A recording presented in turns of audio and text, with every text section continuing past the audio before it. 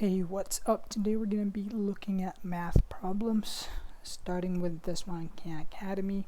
This is a concept that I had forgotten that I learned. It's the difference of squares. So we're going to see how to solve this because at first I didn't know, right? So we're going to start with a fraction. It's an addition of fractions, right? It's an addition of fractions, and we know that in order to add fractions we have to have the same we have to have a common denominator.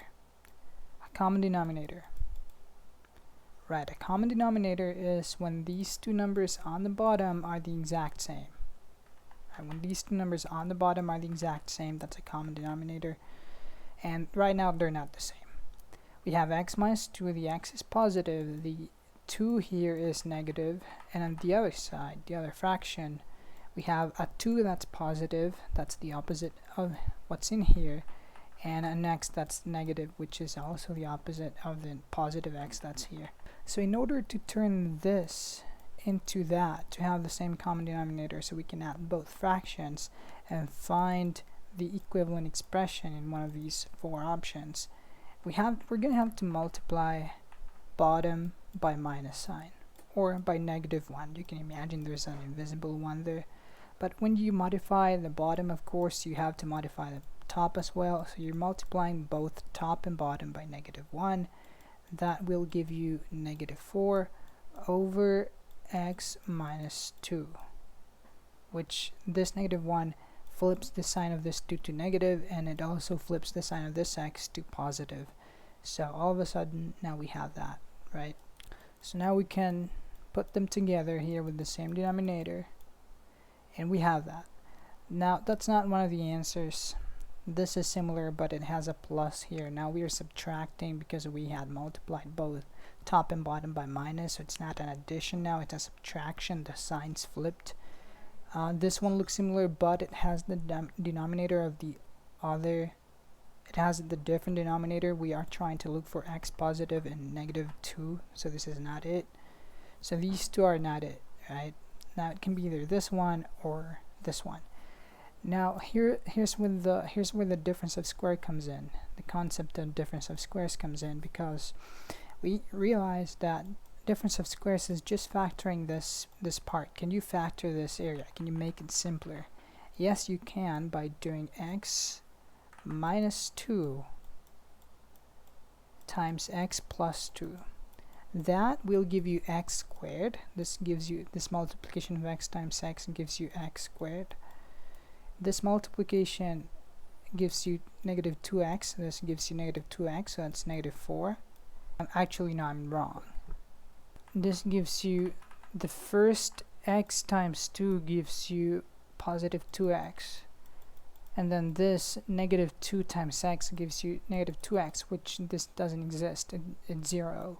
So you just have x squared, and then lastly -2 times 2, which gives you 4, which is the exact same thing we have on the top of the fraction. So this is the factored way, the simpler way to have it. And here's where we can see that now we're gonna have, let me just delete this part. Now we're gonna have on the top, we're gonna have that same thing factored, and we see that we can cancel out the x minus 2 and the x minus 2 on the top and the bottom, because they're the exact same. We can cancel them out, and the only thing we were left with is x plus 2, which is option A.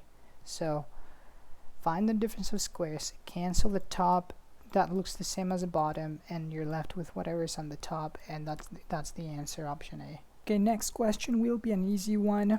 It says a function 100. It's just the next question will be an easy one. It says if the function is graphed in the xy plane, what is the y-intercept of the graph?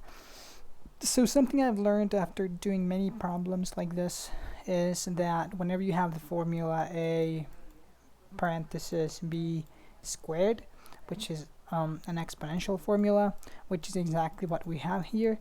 100 would be a, 0.95 would be rb, and then the x would be the x. By the way, this is x. And so whenever you have this formula, the y-intercept will always be the number that's a, so 100. That's right. And it says it here for an exponential function in this form, a, b, x, the y-intercept of the function is a. Okay, what are the solutions to a given equation? I think you could plug this into Desmos. I know the screen on the right doesn't look too good, but let me just see what Desmos. Exactly, so if you have Desmos, you can easily see the solutions, -10 and 4, but it's important to know the algebraic way, so let me do the algebraic way. We can take the x plus 3 squared, we square that will be like x squared, positive 3x, so plus 6 plus 3 times 3, 9, so that's the full equation. Now what are two numbers that multiplied give me 9? Or actually I think, okay, there's a 49 I'm not seeing here. Okay, so 9 positive minus 49, what is that? 9 positive minus 49. Oh, of course that's gonna be 40. Negative, right? And so two numbers that multiplied give me -40, added give me positive 6.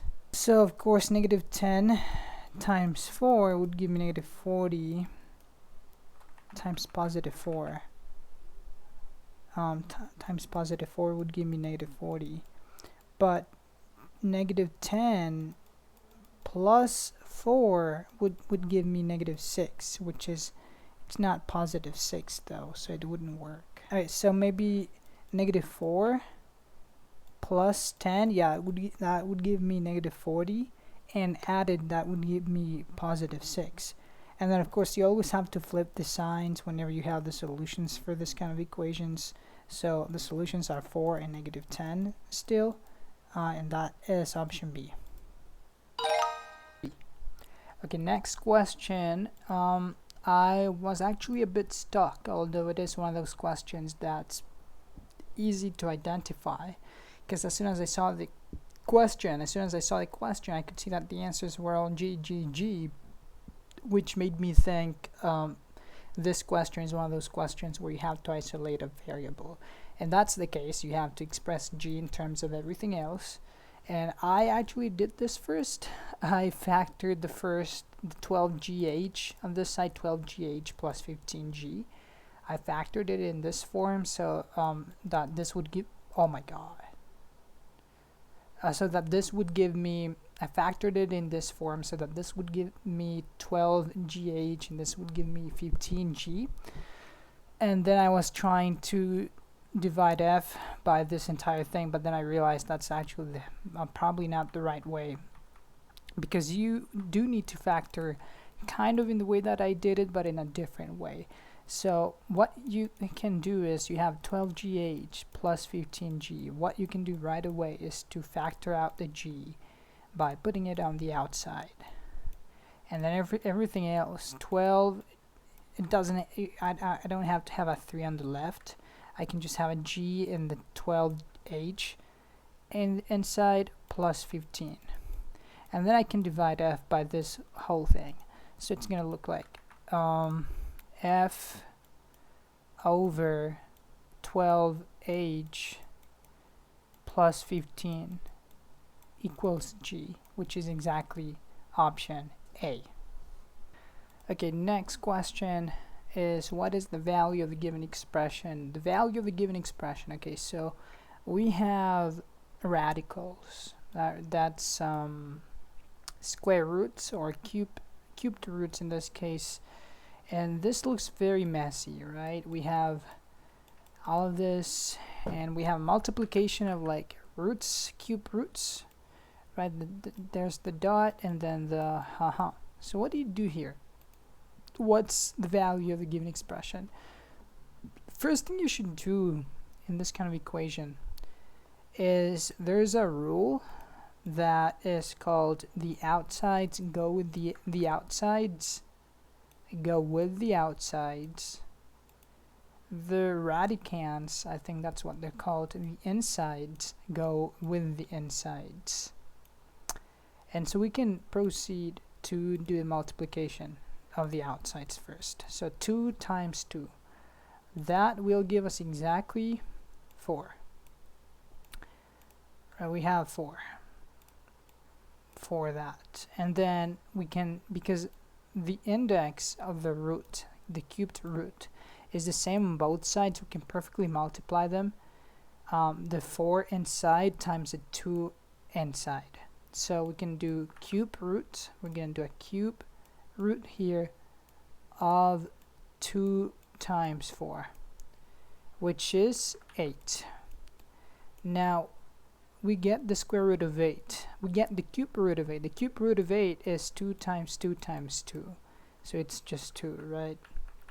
So this whole thing is going to translate into just 2. The result of 4 times 2 is 8, and therefore the option is 8.